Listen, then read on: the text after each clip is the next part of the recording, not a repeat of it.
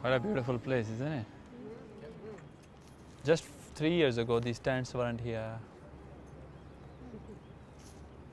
Last year, the bridge wasn't here. 2 years ago, those tents weren't here.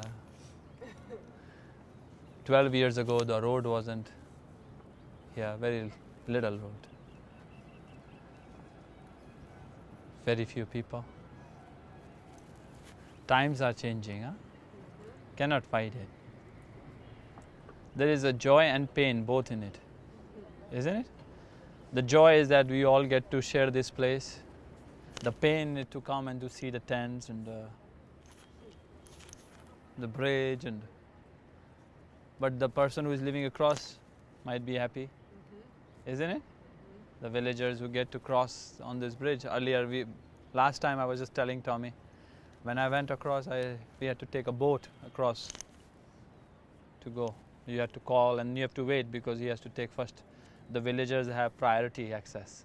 They have priority status. So they go before you wait, and then when he's done with them, then you get to go across. But now there's the bridge, and soon there will be. So you are just in right time. Huh?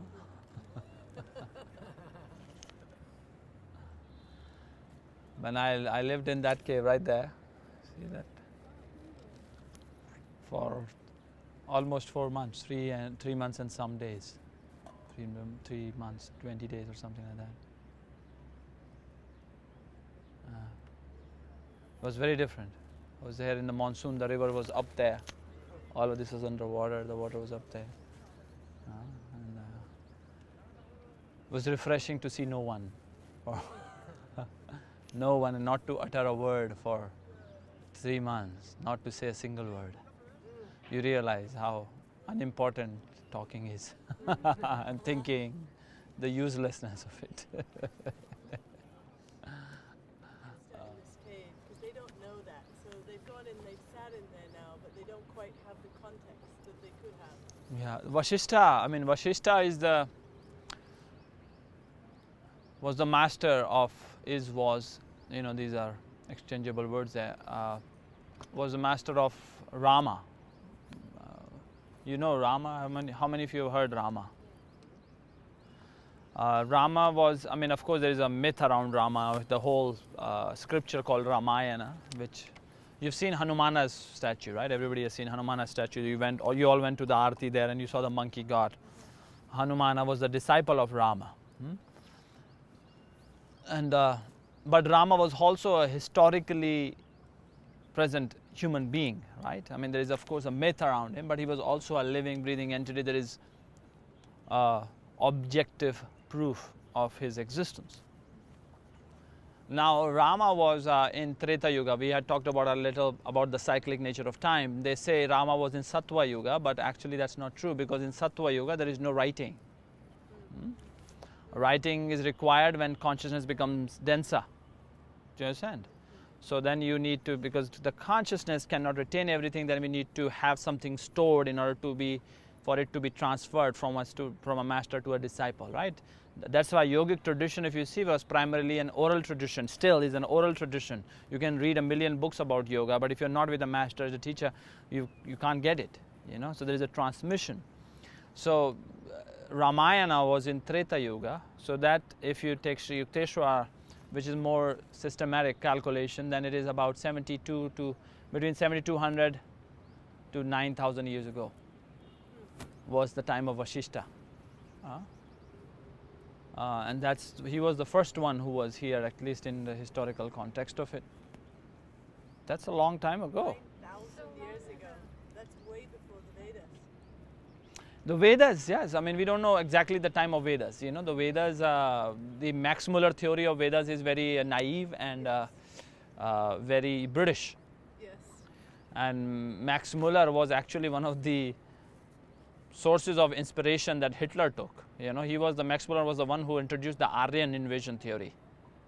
He was the one who gave these dates, very arbitrary dates, to the origin of Vedas, which has stuck somehow because he was extremely intellectual. But Vashishtha's, I mean, Vedas should precede Vashishtha, because Vashishtha is the one who spoke also in the sutras. So, but yes, let's say in the linear time, at least 7,200 years ago. And the cave, I mean, is older than that probably. For us, 7,200 years seems like a long time, but for the cave, it's really not. The cave is just the cave. Isn't it? For us, 7,200 years ago, the cave is like, okay, I'm just gonna be here. Empty and silent. Isn't it? She's just there, empty and silent. So that was Vashishtha. And the last one there was Purushotam Ananda, whose photograph you just saw there, and he was, once he got here, he never left. He was here at least for 40 or 50 years. 1961 is when he left his body, so.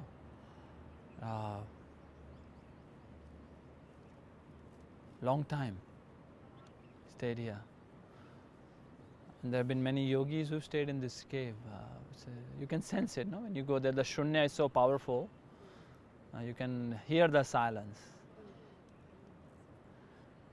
Even just a few years ago, there was no concrete. I mean, of course, you know, the growth of economy comes with its own perils. So there is now stairs, and the floor has been, there's tiles there. And just a few years ago, there was just sand in the front and no signboards and nothing. So it was, but you can still hear the silence. It's so profound and powerful. The end of the cave has been closed off. Say the yogis like to think that there is another opening. I have never seen it, but they say there is another opening, which is where it is still open, and yogis who are living away from the society and disconnected from the world, you know, of shapes and form, they still come and meditate in there. But you can sense the vibration. It's very powerful in there. I was when I was living in the cave, I was living here, but I was meditating in there. You would go in there and you could just leave. You will be go in there in the morning and come out and it's dark, you know. And then you realize you've been in there for 7-8 hours. It's something magical. And you can sense the vibration of all the masters who have meditated there and who have been there, who have left their footprint. My master Maharaji was good friends with Purushotam Ananda, and I always love to tell this story because it's just quite beautiful. One story he tells was that there was a bhandara happening. Bhandara is when they just like a feast, where they feast all the babas. You know, babas are going up. As you met, some of the babas were sitting here, up top on the road. Did you see them or not when you were coming down? So they were having a feast where they were just feeding everybody who came. And when Purushotam Ananda was alive, the cooks came and they said they only cooked in ghee, not in oil. Ayurvedic principles. Ghee is much healthier than oil. If you have access to good ghee, that is.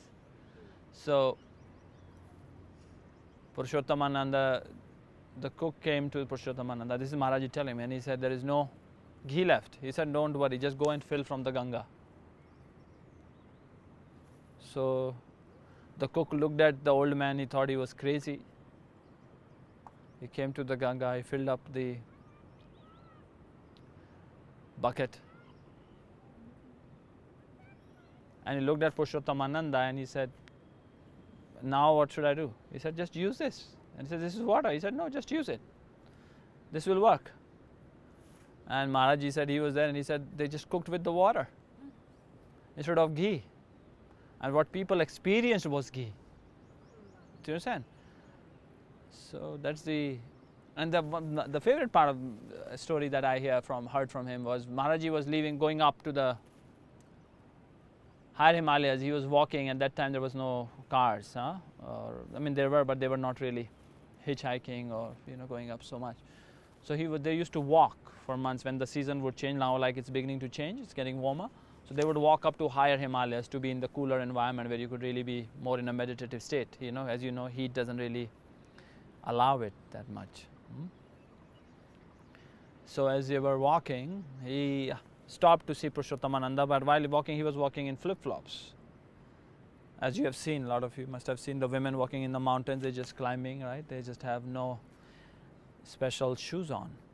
No, they haven't been to the special runner shop or hiking, right? They haven't seen how your, what do you call them? How your steps is, how your foot arch is. It's a whole science to it. Huh?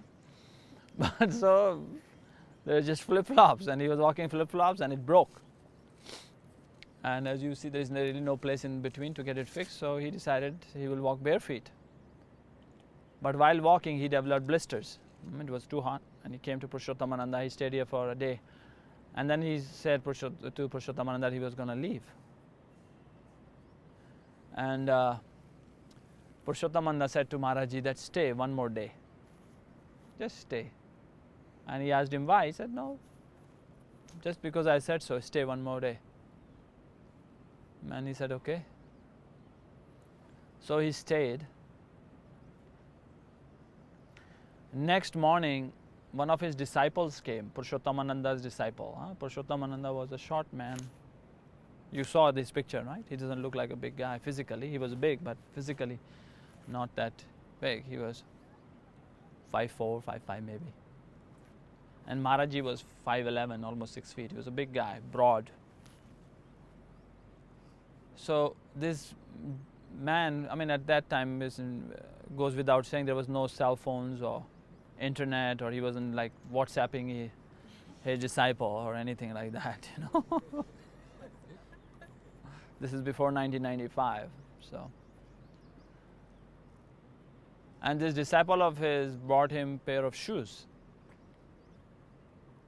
Who goes to a guy who lives in the cave, who never visits anywhere, and brings him a pair of shoes? So Purushotam Ananda looked at the shoes and he said, well, they are not for me, they are for him. Maharaji's name was Ananda, also Ananda Swarup, his name was.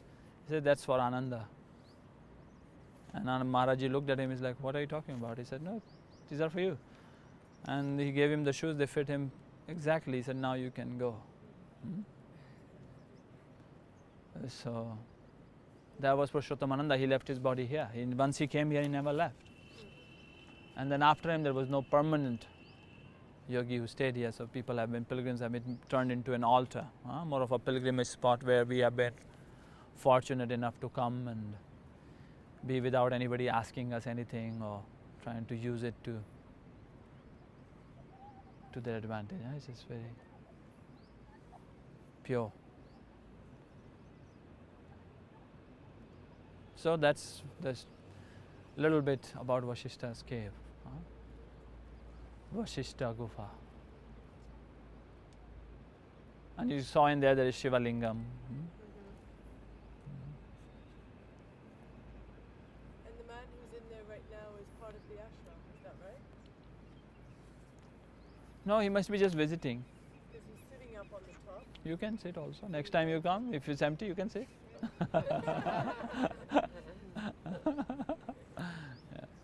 Anybody can sit. That's the beauty of this. Vashishtha has the Swamiji here. He came from Shivananda tradition. It's very wonderful, very simple, and there's no that hierarchical thing, you know. Just because you belong, you live in this ashram doesn't mean that somehow you have more privileged. You know, anybody can sit in that seat. That's the beauty of it. There's no politics there. It really is one of the purest places on the earth.